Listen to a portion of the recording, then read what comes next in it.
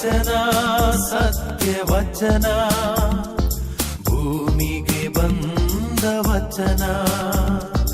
ವಚನ ಸತ್ಯ ವಚನ, ಭೂಮಿಗೆ ಬಂದ ವಚನ. ಆದಿಯಲ್ಲಿ ಇದ್ದ ವಚನ, ನಮ್ಮ ನೋಡ ಬಂದ ವಚನ. ವಚನ ಸತ್ಯ ವಚನ, ಭೂಮಿಗೆ ಬಂದ ವಚನ.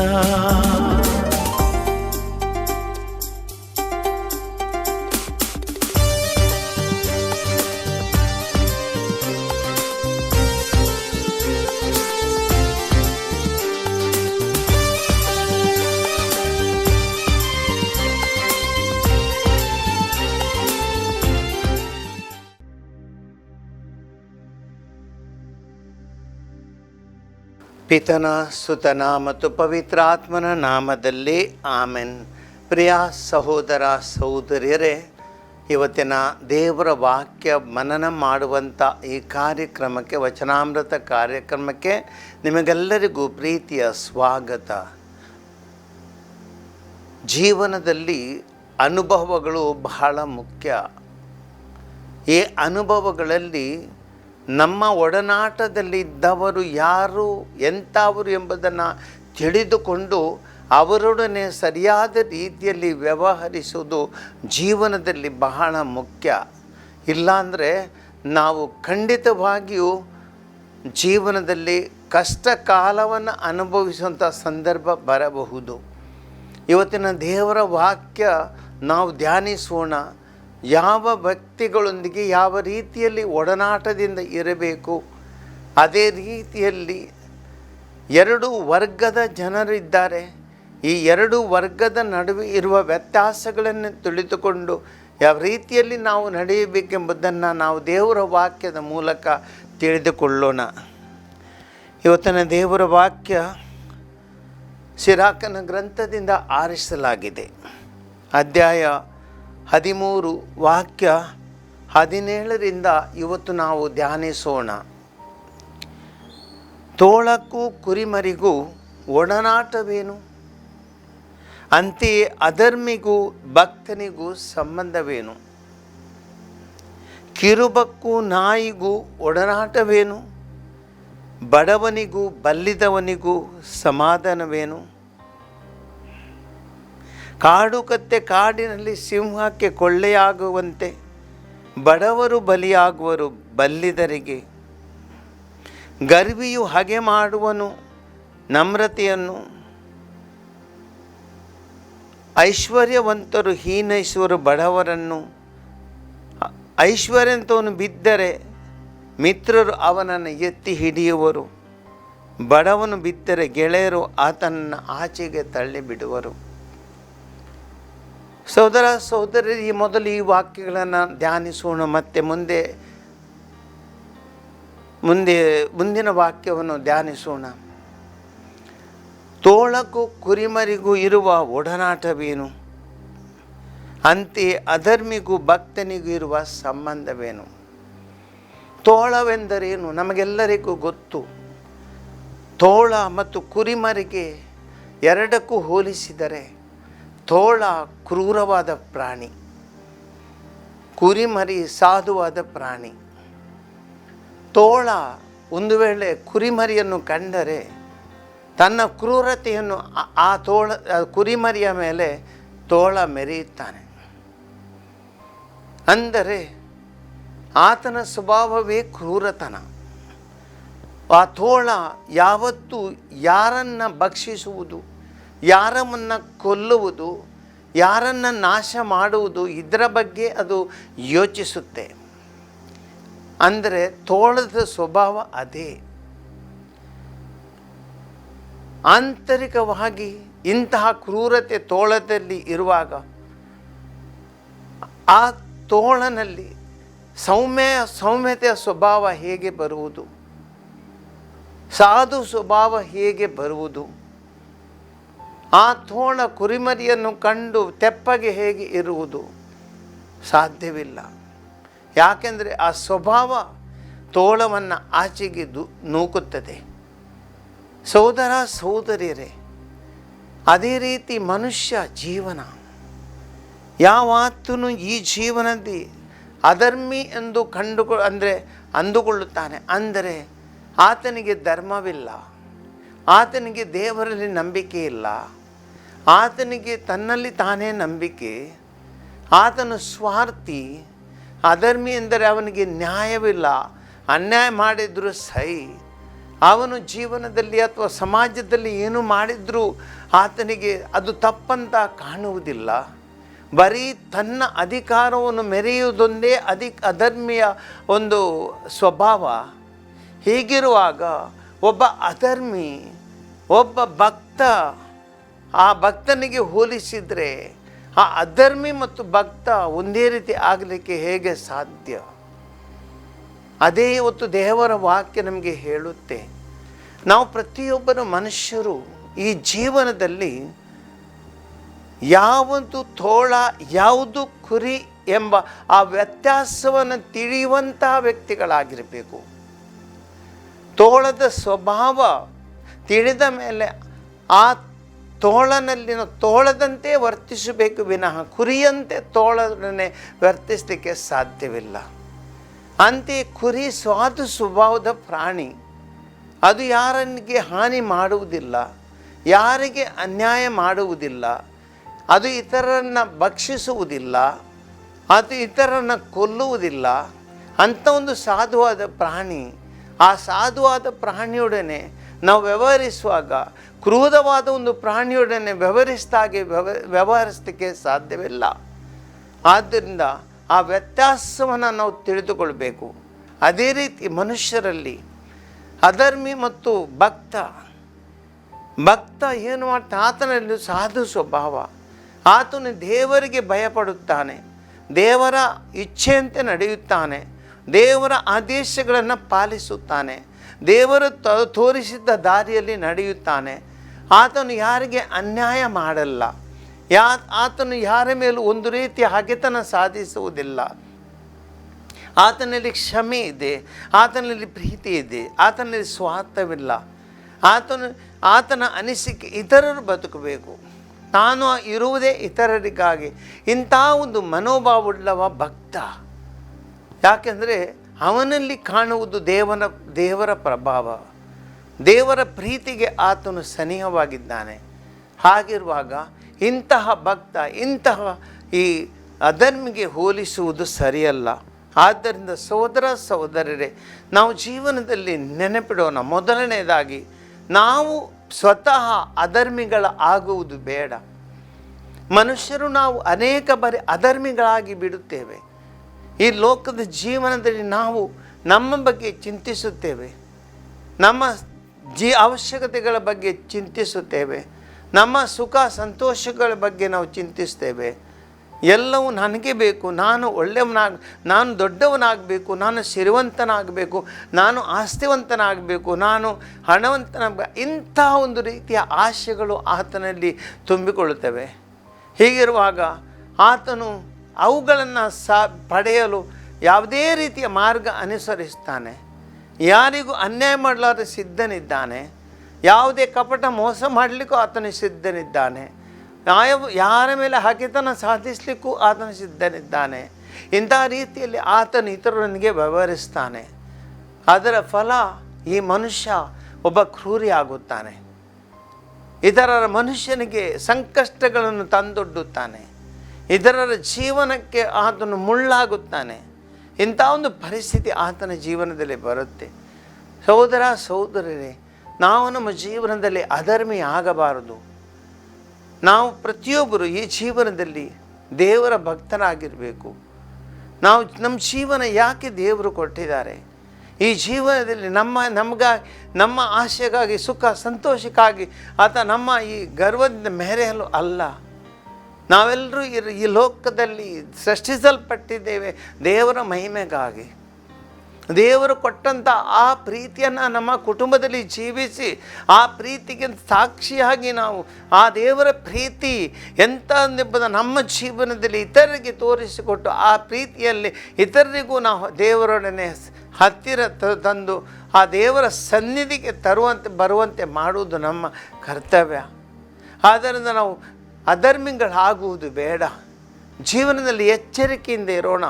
ಅಧರ್ಮಿಯ ಸ್ವಭಾವ ಕ್ರೂರತನ. ನಾವು ಕ್ರೂರರಲ್ಲ, ನಾವು ಮನುಷ್ಯರು, ಪ್ರಾಣಿಗಳಲ್ಲ. ನಾವು ಪ್ರತಿಯೊಬ್ಬರು ಜ್ಞಾನವುಳ್ಳವರು, ಆತ್ಮವುಳ್ಳವರು.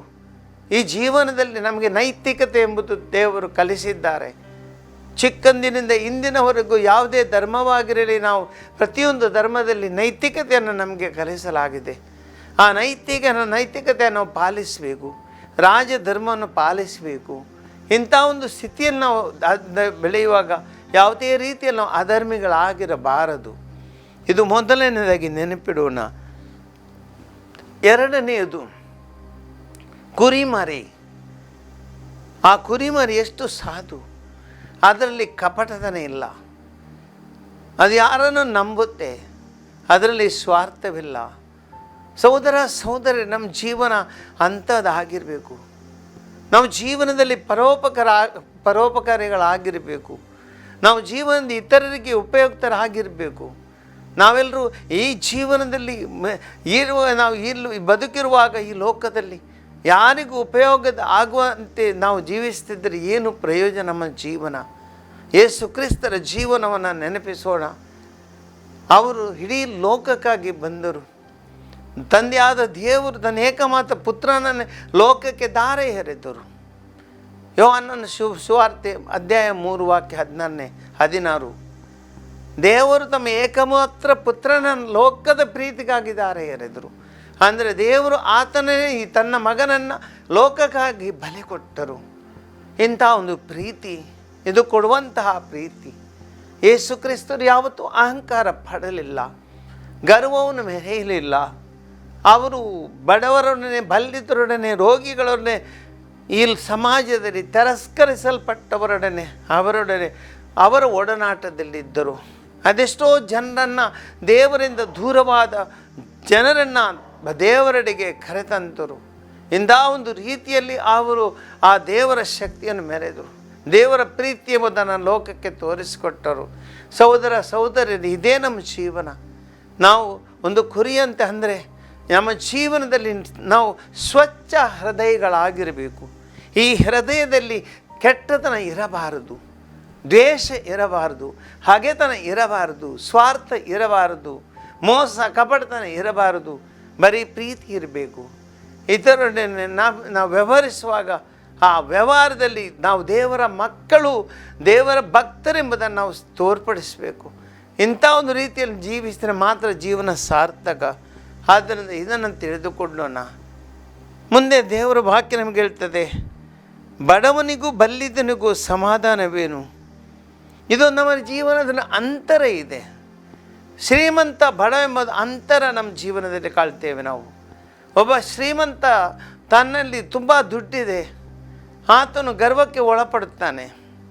ಆತನಲ್ಲಿದ್ದ ದುಡ್ಡು ಅವನನ್ನು ಸಾಮಾನ್ಯ ಮನುಷ್ಯನಾಗಿ ಬದುಕಲಿಕ್ಕೆ ಬಿಡಲ್ಲ. ಆತನಲ್ಲಿರುವ ಆ ಸ್ವಾರ್ಥ ಇತರರಿಗೆ ಕೊಡುವುದಕ್ಕೆ ಆತನನ್ನು ಬಿಡಲ್ಲ. ಕೊಡುವುದಿದ್ದರೆ ಆತನು ಈ ರೀತಿ ಶ್ರೀಮಂತನಾಗುತ್ತಿರಲಿಲ್ಲ. ಬರೀ ಅವನು ತನಗಾಗಿ ಖಂಡಿತವಾಗಿಯೂ ಕೂಡಿರುತ್ತಾನೆ, ತನ್ನ ಸ್ವಾರ್ಥವನ್ನು ಮೆರೆಯುತ್ತಾನೆ. ಇದು ಒಬ್ಬ ಶ್ರೀಮಂತ ವ್ಯಕ್ತಿಯ ಸ್ವಭಾವ. ಆದ್ದರಿಂದ ಒಬ್ಬ ಇಂತಹ ಒಂದು ಶ್ರೀಮಂತನು ಈ ರೀತಿ ತನ್ನ ಜೀವನ ತನಗಾಗಿ ಬದುಕುವವನು. ಇದು ಇಂತಹ ಒಂದು ಜೀವನವಿದ್ದರೆ ಬಡವನ ಕಥೆಯೇನು?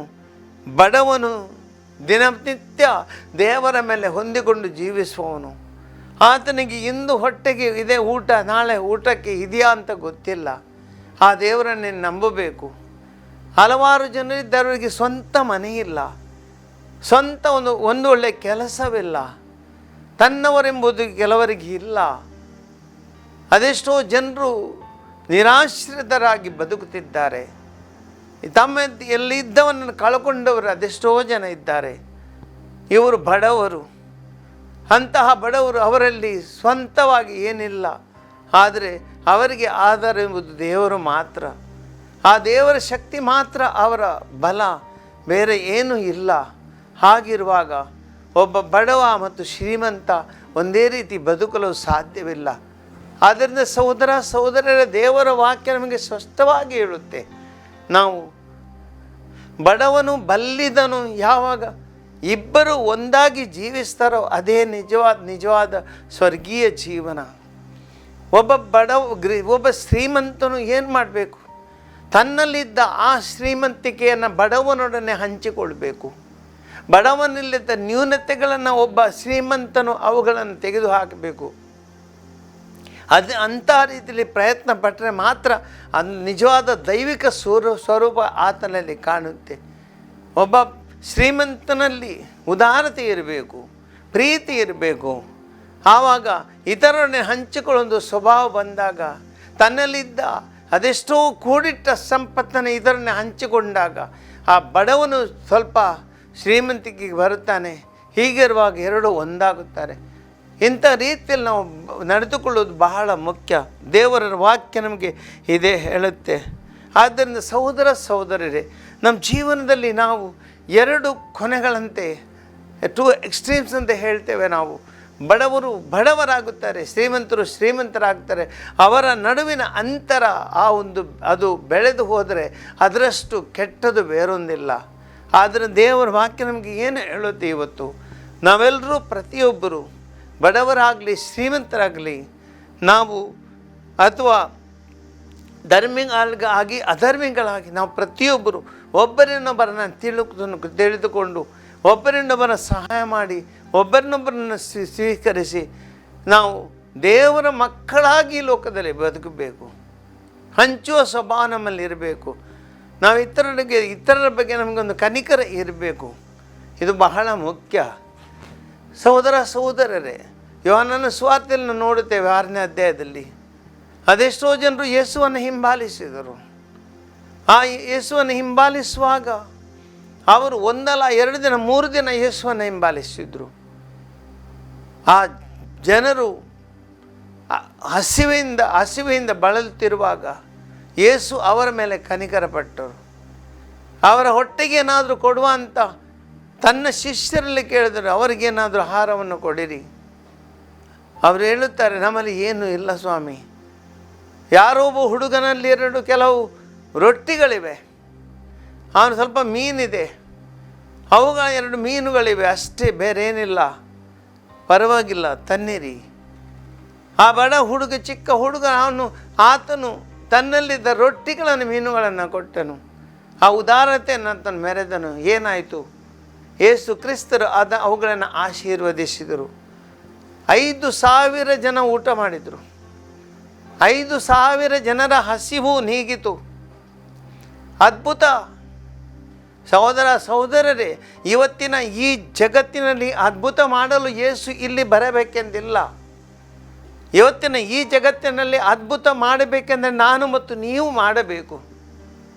ಇವತ್ತು ಅದೆಷ್ಟೋ ಜನರಲ್ಲಿ ಕೂಡಿಟ್ಟ ಸಂಪತ್ತಿದೆ, ಲಕ್ಷ ಕೋಟಿಗಟ್ಟಲೆ ಆಸ್ತಿ ಪಾಸ್ತಿ ಇದೆ. ಅದೆಷ್ಟೋ ಸ್ವಿಸ್ ಬ್ಯಾಂಕ್ಗಳಲ್ಲಿ ಹಣ ಬಚ್ಚಿಡಲಾಗಿದೆ. ಬೇನಾಮಿ ಹೆಸರಲ್ಲಿ ಆಸ್ತಿಗಳನ್ನು ಮಾಡಲಾಗಿದೆ. ಇಂತಹ ಒಂದು ಪರಿಸ್ಥಿತಿ ನಮ್ಮ ದೇಶದಲ್ಲಿದೆ. ಹೀಗಿರುವಾಗ ಈ ಶ್ರೀಮಂತರು ಮನಸ್ಸು ಮಾಡಿದರೆ, ಅವರಲ್ಲಿ ಉದಾರತೆ ಬಂದರೆ, ತಮ್ಮ ಹೃದಯಗಳನ್ನು ಅವರು ಬಡವರ ಕಡೆಗೆ ತೆರೆದರೆ ಎಲ್ಲವೂ ಸಾಧ್ಯ. ಅದ್ಭುತಗಳನ್ನು ನಡೆಸಲು ಸಾಧ್ಯ.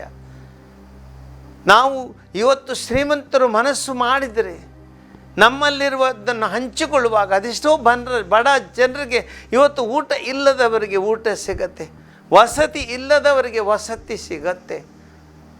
ಸಹೋದರ ಸಹೋದರರೇ, ಇಂಥ ಒಂದು ಒಳ್ಳೆಯ ಮನಸ್ಸು ನಮಗೆ ಬೇಕು. ಒಂದು ವಿಚಾರಣಾ ಕೇಂದ್ರದಲ್ಲಿ ನಾವಿರುವಾಗ ನಡೆದಂತಹ ಘಟನೆ, ಅಲ್ಲಿ ಬಡವರಿಗೆ ಕೆಲವೊಂದು ಮನೆಗಳನ್ನು ಕೊಡುವಂಥ ಯೋಜನೆಯನ್ನು ಕೈಗೊಳ್ಳಲಾಗಿತ್ತು. ಅದೇನು ಮಾಡುವುದು? ಜಾಗ ಜಾಸ್ತಿ ಇಲ್ಲ, ಸ್ವಲ್ಪ ಜಾಗವಿದೆ. ಯಾರೋ ಒಬ್ಬರು ಜಾಗವನ್ನು ನೀಡಿದರು. ಜಾಸ್ತಿ ಜಾಗ ಇರಲಿಲ್ಲ, ಆದರೆ ಅವರ ಮನಸ್ಸು ಒಳ್ಳೆಯದಿತ್ತು. ಇದ್ದ ಜಾಗವನ್ನು ಒಳ್ಳೆ ಮನಸ್ಸಿನಿಂದ ಕೊಟ್ಟು ಬಿಟ್ಟರು. ಈ ಜಾಗದಲ್ಲಿ ಜಾಗಕ್ಕೆ ಒಂದು ಮನೆ ಕಟ್ಟಿದರೆ ಒಂದು 5-6 ಮನೆ 7 ಮನೆ ಕಟ್ಟಬಹುದು ಅಷ್ಟೇ. ಆದರೆ ಏನಾಯಿತು, ಉದಾರ ಕೊಡುಗೆಯ ಮನುಷ್ಯರು ಸಿಕ್ಕಿದ್ರು, ಮುಂದೆ ಬಂದರು. 7 ಮನೆಗಳನ್ನು ಕಟ್ಟುವ ಜಾಗದಲ್ಲಿ ಒಂದಂತ ಅಂತಸ್ತುಗಳನ್ನು ಮನೆ ಮಾಡಿಕೊಂಡು ಸುಮಾರು 4 ಅಂತಸ್ತು ಮನೆಗಳನ್ನು ಕಟ್ಟಿಸಿ ಅಲ್ಲಿ 20-25 ಕುಟುಂಬಗಳಿಗೆ ಮನೆಯನ್ನು ಕೊಡುವಂಥ ವ್ಯವಸ್ಥೆ ಅದು. ಹೇಗೆ ಸಾಧ್ಯ? 5-6-7 ಕುಟುಂಬಗಳು ವಾಸಿಸುವ ಒಂದು ಸ್ಥಳದಲ್ಲಿ ಒಬ್ಬ ಮನುಷ್ಯನ ಉದಾರತೆಯಿಂದ 24-25 ಕುಟುಂಬಗಳು ವಾಸಿಸುವಂತೆ ಸಾಧ್ಯ ಆಯಿತು. ಇದುವೇ ಹೇಳೋದು ನಾವು, ಒಳ್ಳೆಯ ಮನಸ್ಸು. ಸಹೋದರ ಸಹೋದರಿ, ನಾವೆಲ್ಲರೂ ಉದಾರಿಗಳಾಗಿರಬೇಕು. ತೋಳದಂಥ ಕ್ರೂರಿಗಳಾಗುವುದು ಬೇಡ. ಪ್ರೀತಿಯ ಹೃದಯ ನಮ್ಮಲ್ಲಿ ಇರಲಿ. ಇತರನ್ನು ತಿಳಿದುಕೊಳ್ಳುವ ಅವರ ಭಾವನೆಗಳನ್ನು ಹಂಚಿಕೊಳ್ಳುವಂಥ ಮನಸ್ಸು ನಮ್ಮಲ್ಲಿ ಇರಲಿ. ಕರಗುವ ಹೃದಯಗಳು ನಮ್ಮಲ್ಲಿ ಇರಲಿ. ಇದರ ಕಷ್ಟದ ಬೆಳಗ್ಗೆ ಅನುಕಂಪ ಇರುವ ಹೃದಯಗಳು ಇರಲಿ. ಅದು ಬೇಕು ನಮಗೆ. ಈ ದೇವರ ವಾಕ್ಯ ನಾವು ಇವತ್ತು ಕೇಳುವಾಗ ಸಹೋದರ ಸಹೋದರರೇ, ಒಳ್ಳೆಯ ಮನಸ್ಸನ್ನು ತೋರಿಸೋಣ. ಅಧರ್ಮಿ ಆಗಿದ್ದರೆ ನಾವು ಈ ದಾರಿಯನ್ನು ಬಿಡೋಣ. ಅನ್ಯಾಯದಿಂದ ನಮಗೆ ಆಸ್ತಿ ಬೇಡ. ಈ ಲೋಕದಲ್ಲಿ ಆಸ್ತಿ ಪಾಸ್ತಿ ಮಾಡಿಕೊಂಡು ನಾವು ಕೊಂಡೋದವರು ಯಾರೂ ಇಲ್ಲ. ಎಲ್ಲವೂ ಇಲ್ಲಿ ಬಿಟ್ಟು ಹೋಗಬೇಕಷ್ಟೇ. ಅದರ ಬದಲಾಗಿ ಸಹೋದರ ಸಹೋದರಿಯರೇ, ನಾವು ಏನು ಉಳ್ಳವರು ನಮಗೇನು ಸಾಧ್ಯವಿದೆ, ಇಲ್ಲದವರನ್ನು ಹಂಚಿಕೊಂಡು ಯಾರಿಗಾದರೂ ಜೀವನ ಕೊಡೋಣ. ಇಂಥ ಒಳ್ಳೆಯ ಮನಸ್ಸು ನಮ್ಮಲ್ಲಿ ಇರಲಿ. ದೇವರು ನಮಗೆ ಕೊಟ್ಟಿದ್ದಾನೆ, ಬಚ್ಚಿಡಲು ಅಲ್ಲ ಅಥವಾ ಕೂಡಿಡಲು ಅಲ್ಲ, ಹಂಚುವುದಕ್ಕಾಗಿ, ಇತರರ ಕಷ್ಟಗಳನ್ನು ನೀಗಿಸುವುದಕ್ಕಾಗಿ. ದೇವರು ನಿನಗೆ ಕೊಟ್ಟಿರುವಂಥ ಶ್ರೀಮಂತಿಗೆ ಅದನ್ನು ಕೂಡಿಡಬೇಡ. ಯಾವುದು ಪ್ರಯೋಜನ ಅದರಿಂದ ಆಗಲ್ಲ. ಅದೆಷ್ಟೋ ಜನರಿಗೆ ನೀನು ಸಹಾಯ ಮಾಡ್ತೀಯ.